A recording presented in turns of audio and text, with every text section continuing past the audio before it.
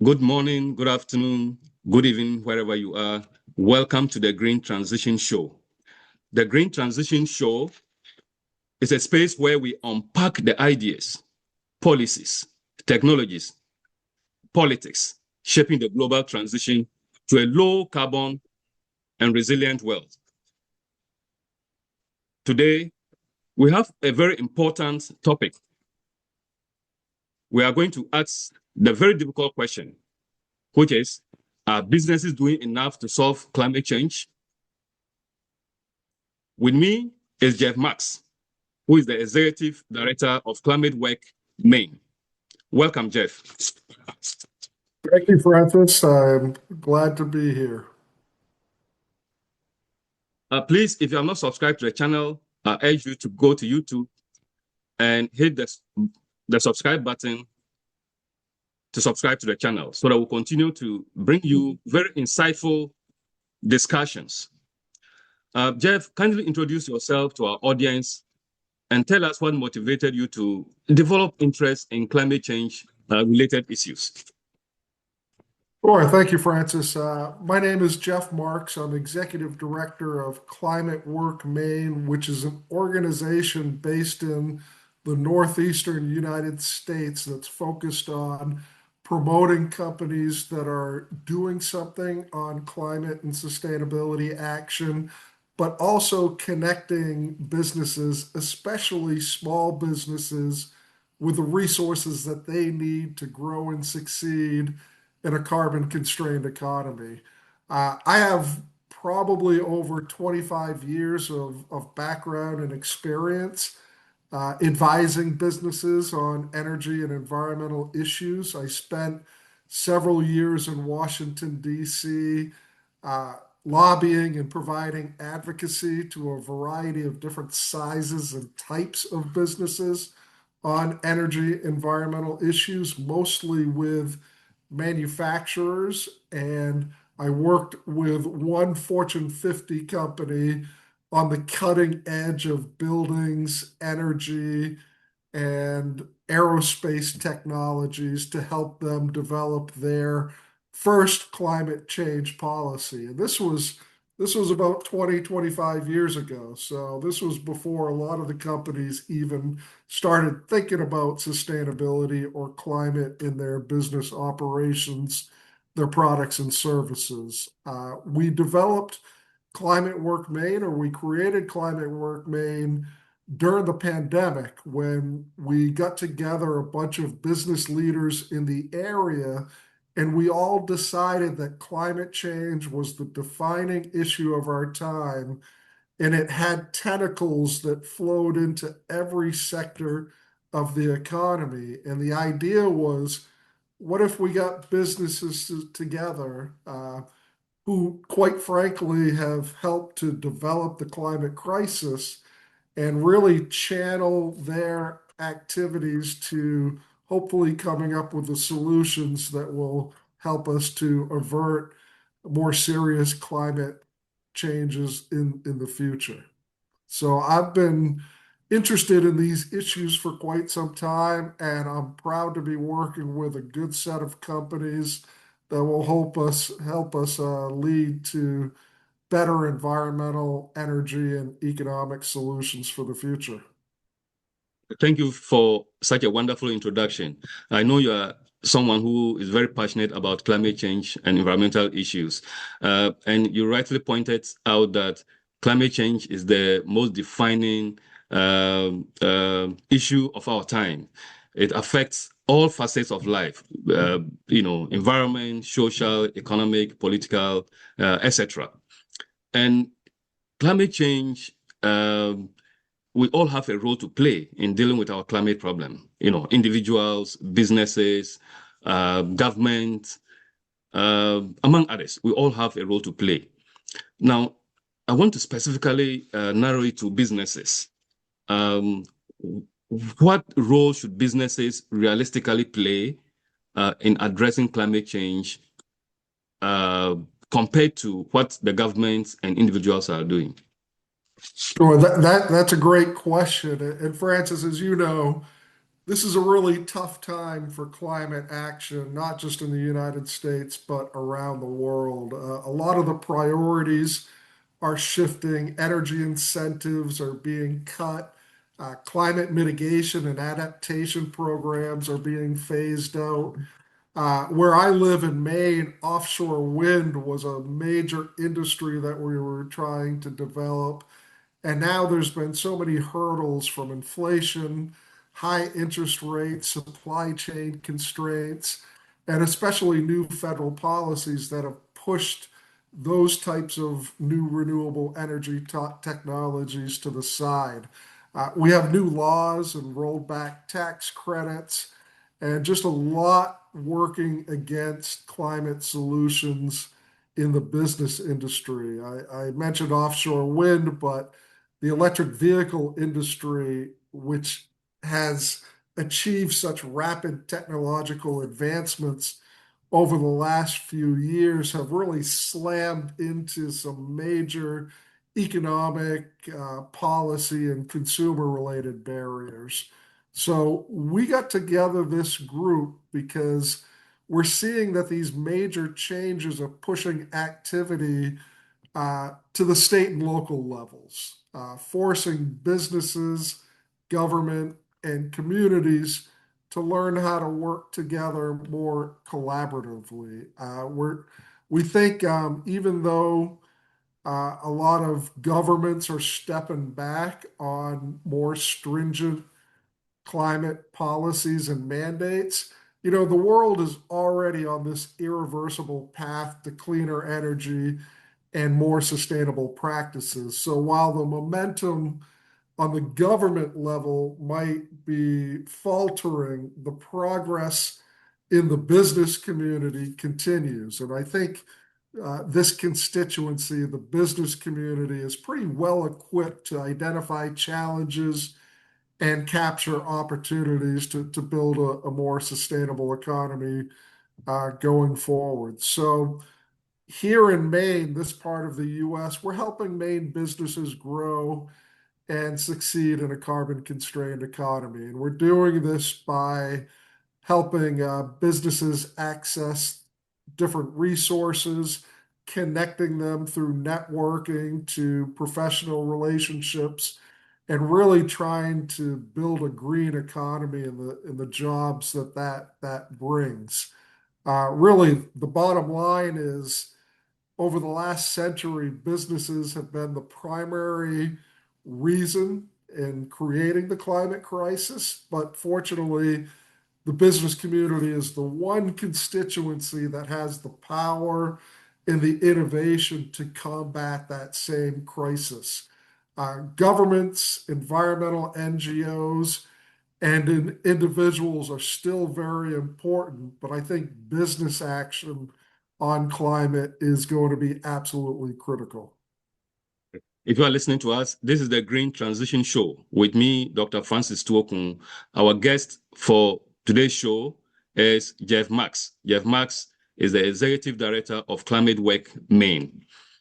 Jeff, many businesses have made net zero commitments. Do you see, you are working with many businesses.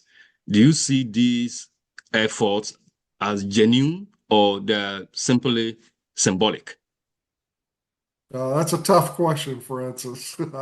But I think it really depends on the company. And the question is actually very complex. I saw a recent study that showed that about 13% of companies recently have retreated a bit from their sustainability goals.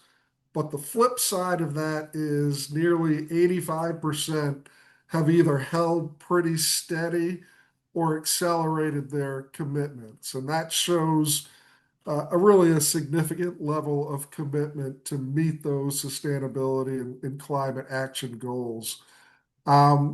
This concern, and I think you just laid it out, that many corporate pledges may be seen as symbolic to improve their reputations in some way, and they may not appear as genuine as they might sound. But I think at least in our corner of the world, the companies that we're working with, they really are making genuine efforts toward net zero, or at least reducing their emissions from their operations and products as much as they possibly can. There's a lot of factors that will decide whether they're successful in doing this, or if they're just aspirational or improbable. But I think most of the companies that we work with, at least, have genuine expectations and goals that they will succeed.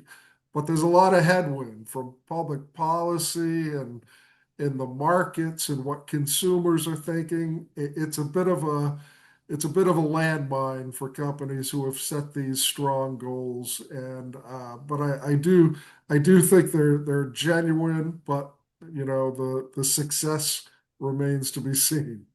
Okay. So for someone who may not have expertise on the environment or climate change, uh, how will that person distinguish between a real climate action and then greenwashing among businesses?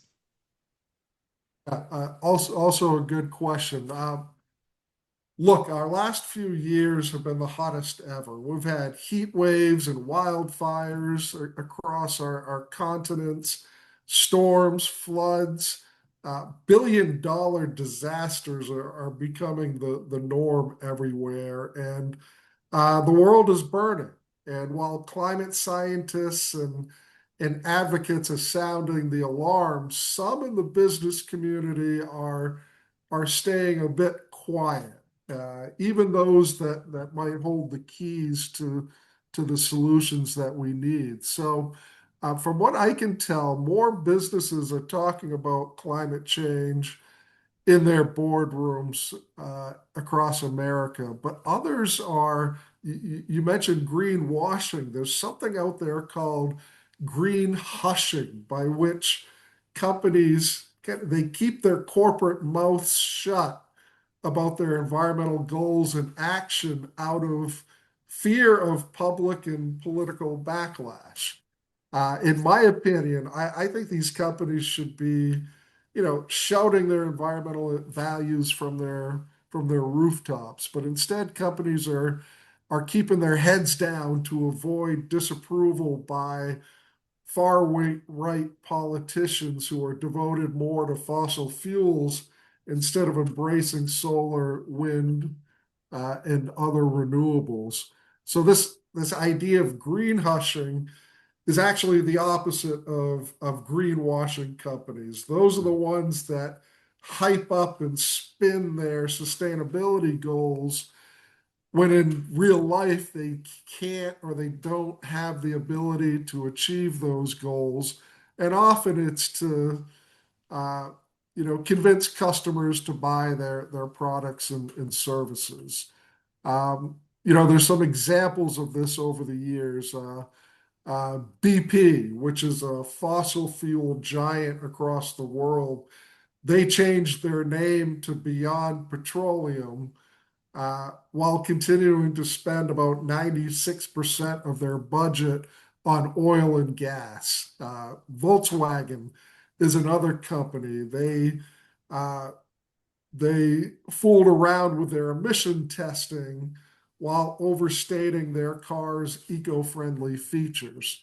There are some banks out there that often tout their green investment while lending a lot of money to fossil fuel companies. So greenwashing is definitely happening, but I think, as I mentioned in your previous question, uh, our economy is ready to move toward more sustainability, and I think it's more important than ever in our messaging to make sure that we talk about environmental improvement, but also connect that directly back to economic improvement. When you're talking with a company and you're coming to them with sustainability advice, you need to be ready to also talk about the economic benefits of taking those sustainability actions.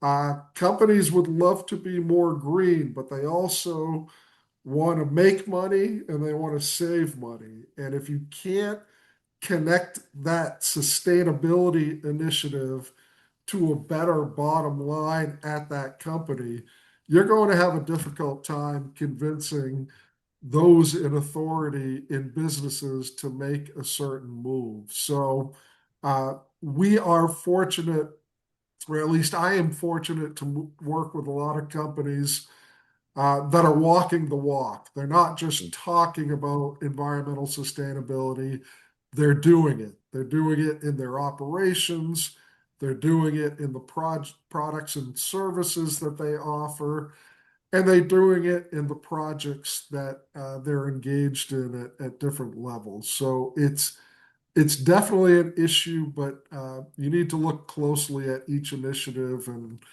on a case by case basis figure out whether it's greenwashing or it's genuine environmental improvement. Yeah.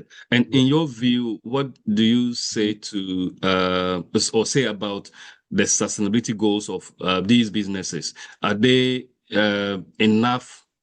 Are these goals enough to meet the global climate targets, or they're still far behind? Well, whether we're doing enough is always going to be an issue.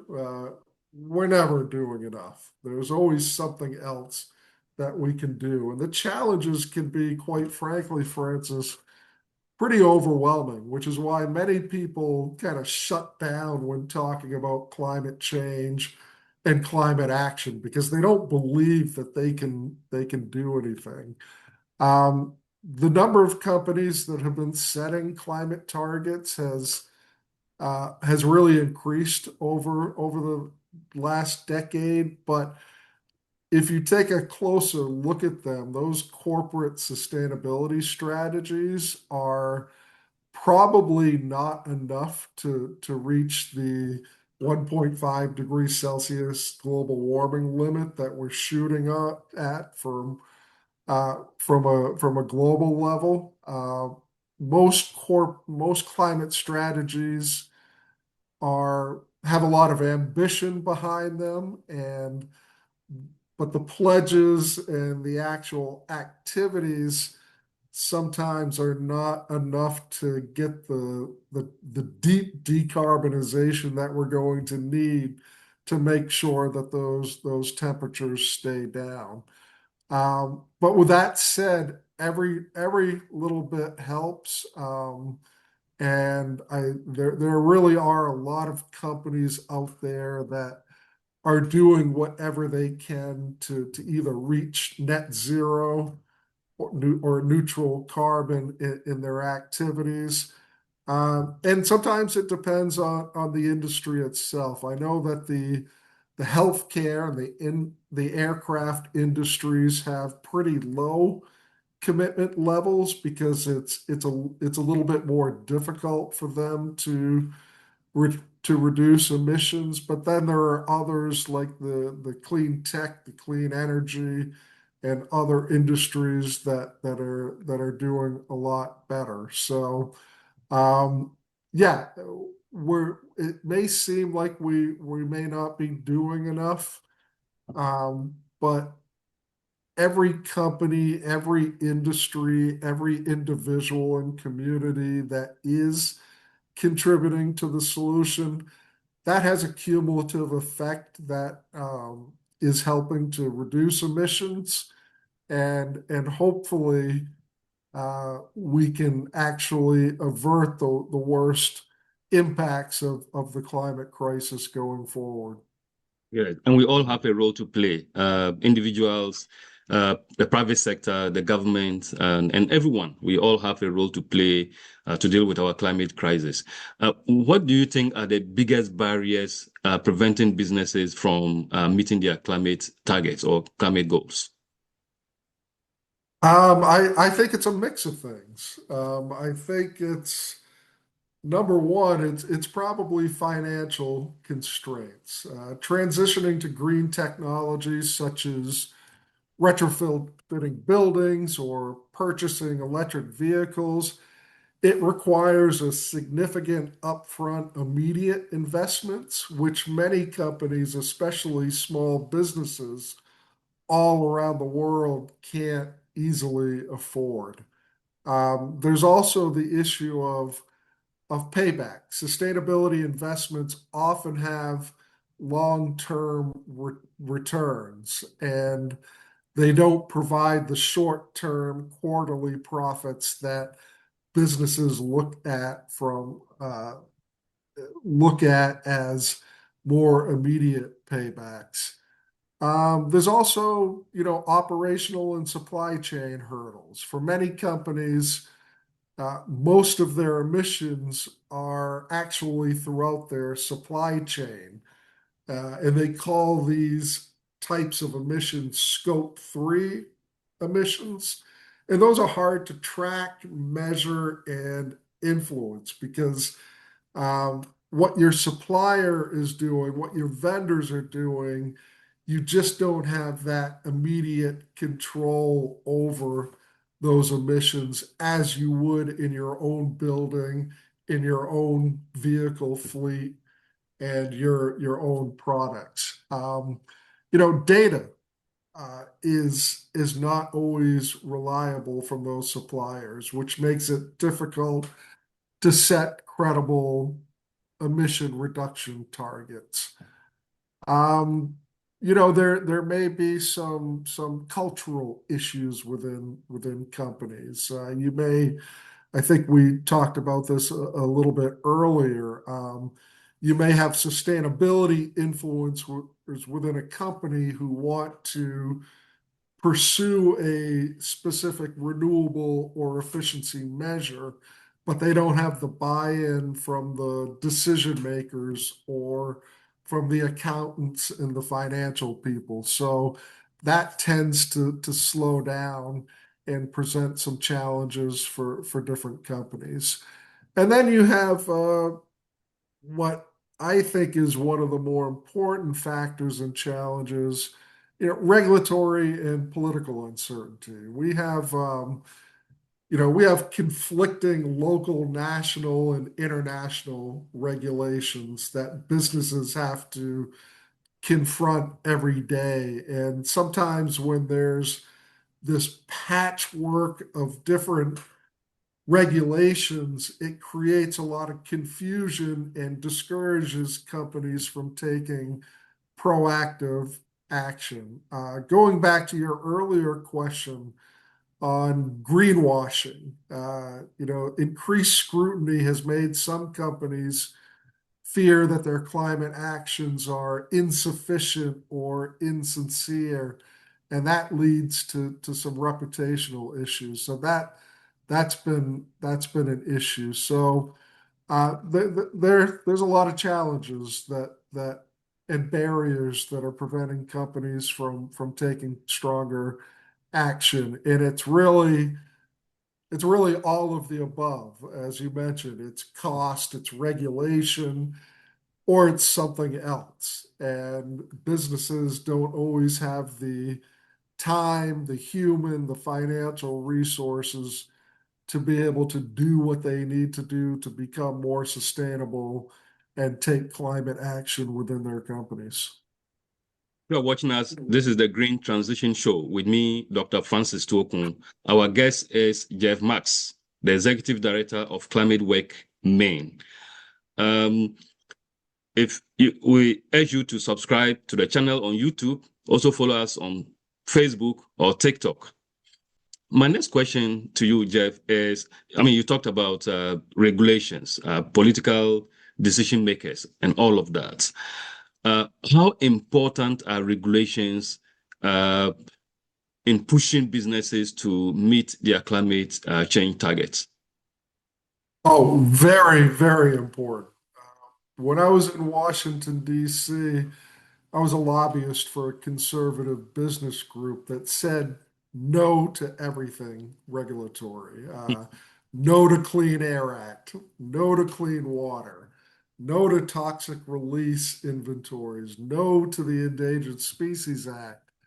And that was all because of a bit of a misguided notion that if you enact regulation, that's going to have a significantly negative impact on the business and economic and business development. But we've found over the years that there is a role for government, and a pretty strong role for government in setting different policies that help increase climate action and sustainability. The European Union has been a leader on some of these rules and regulations that companies report greenhouse gas emissions and climate risks. And this type of transparency that flows from these mandatory disclosures allows investors to compare data and hold companies actually accountable for their climate performance. There's a lot of discussion, not just within the United States, but around the world about market-based programs that governments can set up. And one example is putting a price on carbon. And this can be done by setting carbon taxes or creating cap and trade systems, something that makes companies pay for the pollution that they put out there. And the reason to do that is to potentially incentivize companies to find the most cost-effective ways to reduce their own carbon footprint. These programs are in different stages of discussion within this country as well as around the world. There are some programs in place, but the entire reason to have these in place is to make sure that companies are accountable for the pollution that they put out in the air and have to pay for it in some way. There are other things that government can do that are a little bit more direct and strict, I would say, Francis. We call it command and control type regulation, and this is setting very specific emission rules for cars, for factories that companies need to meet in order to continue to do business. Businesses, as I mentioned before, I lobbied for an organization that said no to these types of regulations because they were more comfortable with more voluntary and market-based programs rather than a one-size-fits-all regulation that everybody needs to follow. But at the end of the day, I think the most successful way that government can encourage businesses to become more sustainable is through incentives. And these can be rebates to install energy efficiency improvements to homes or factories, or tax breaks and tax incentives, or in some cases, direct monetary grants, such as we enacted, or the US Congress a few years ago enacted the US Inflation Reduction Act, which reduced the financial burden on businesses who were adopting green technologies. And they made incentives available to make it more attractive and more feasible to put solar up on their roof or install efficiency improvements throughout their factories. Those types of incentives can be very popular, and they're also something that government can do to make sure that not just businesses, but homes, communities, schools, and others become more sustainable and more climate friendly going forward. You've talked a lot about regulations and government intervention, but there are those who argue that climate solutions should be left in the hands of market forces. What do you say to that? I think you need a combination. You need market forces and you need active government regulation to really effectively make a difference. Mm, I don't think market forces are alone are sufficient uh, to to take care of the issue or to reduce emissions. I think there is a role for government intervention in some way. And sometimes government action can help create the market for green technologies and ensure that transition to clean energy and clean tech is more equitable. We talked about pricing carbon earlier, and those discussions are ongoing on establishing some type of carbon or cap and trade system to make renewables more cost effective and to hold companies accountable for the emissions that they put out there.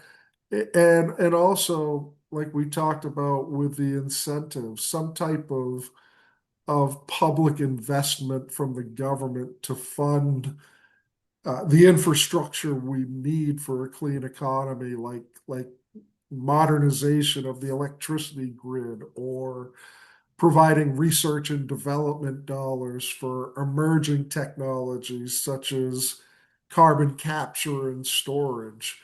I think these types of subsidies and incentives are important to really push industries and businesses um, to move forward with greener technologies.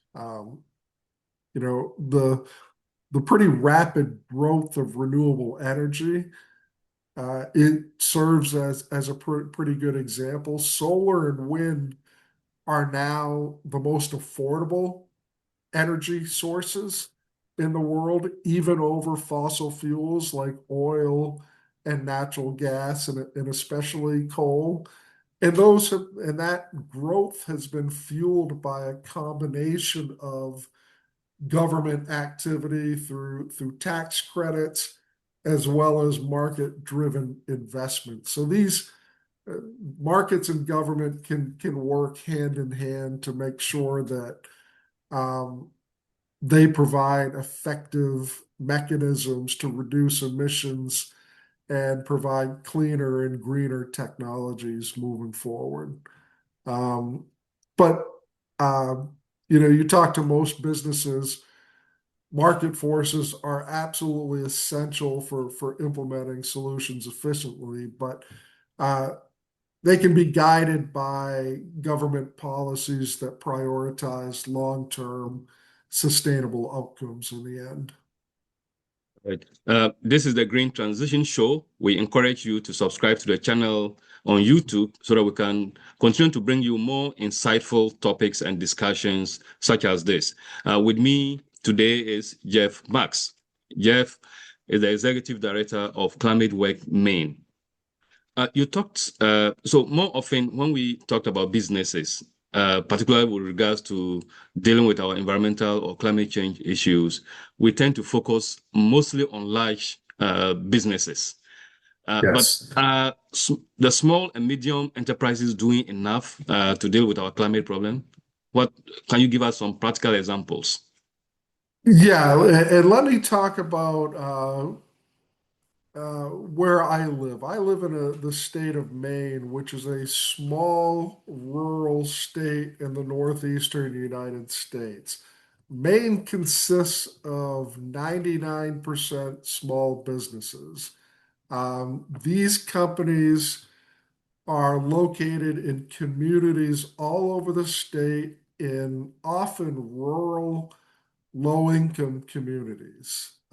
They are busy trying to sell their products and services, pay their workers a fair share, provide increasingly expensive benefits like healthcare, and support their communities. These small businesses, in most cases, not just in Maine, but all around the world, they don't have the time, the human or financial resources to necessarily think about climate action and sustainability on a day-to-day basis. So it really comes down to a question of, what can we do to help them? These barriers are just daunting to small businesses that don't have the time, capital to dedicate to climate strategy. So we need to find a way to better assist them.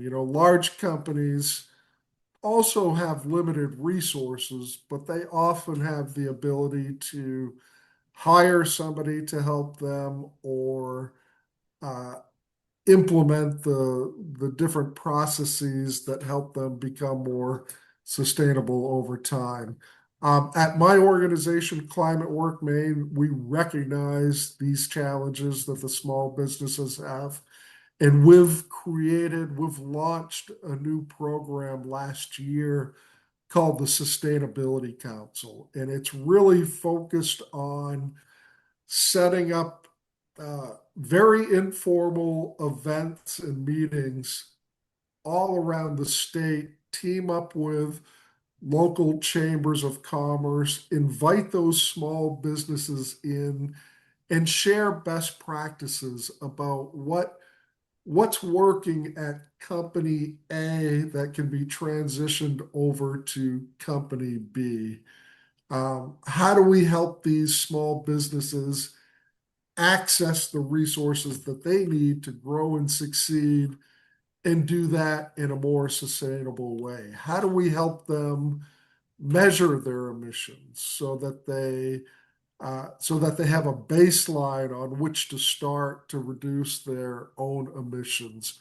What resources and topics do businesses need the most assistance with? How can we share that information with them in the most cost-effective, easiest way? Because as I mentioned right at the outset, these companies have limited resources and they're doing everything that they can, not just to grow and succeed, but to survive and to do that in a way that betters their workers' lives and the communities around them. So, yes, I think small businesses have a role to play, but we need to do so much more to provide them with the resources that they need so that they can, so their benefits are shared by everyone.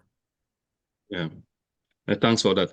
And looking ahead, if you are to give three practical examples or suggestions, what concrete actions should businesses take now to move from commitment to measurable climate impact?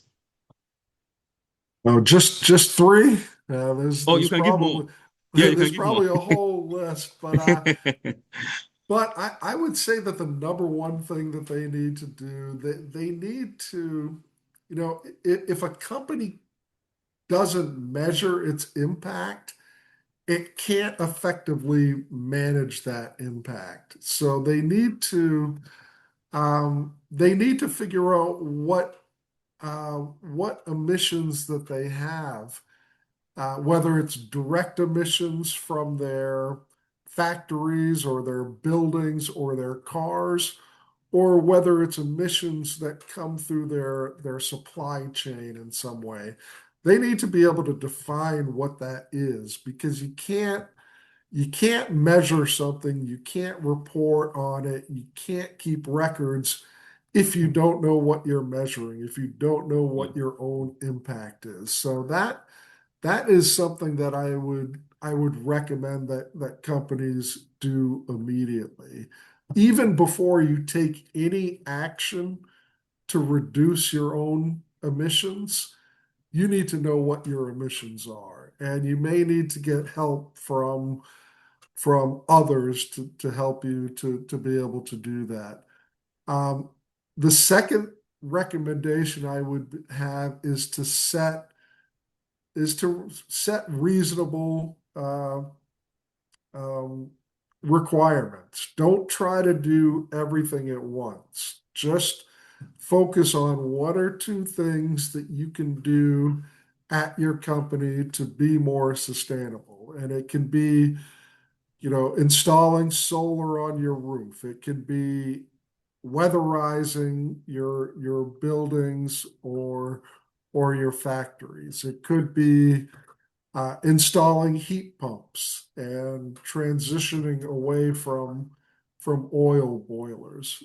We live in a state where there's a lot of wood products. We are a 90% forested state. So there may be energy options through woody biomass and other things that you can use instead of oil or natural gas. So really focus on one or two of those things that you can start doing immediately.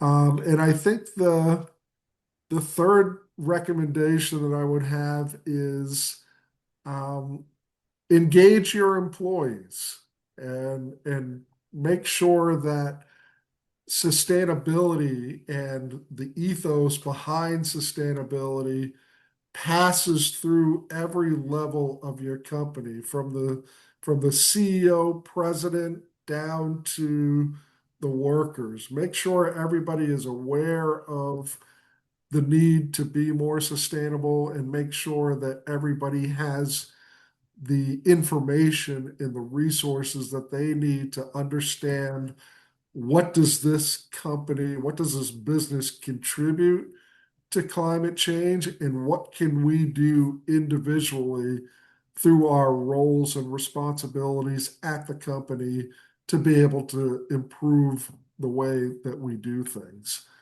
I think if companies take those three measures, I think they're well on their way to having a full sustainability plan that actually leads to positive impacts later on. Yeah, I agree with you. I agree particularly with the first point that it is important that every business or every organization is able to measure their carbon emissions, because you need to know what your emissions are and then develop strategies based on your emissions.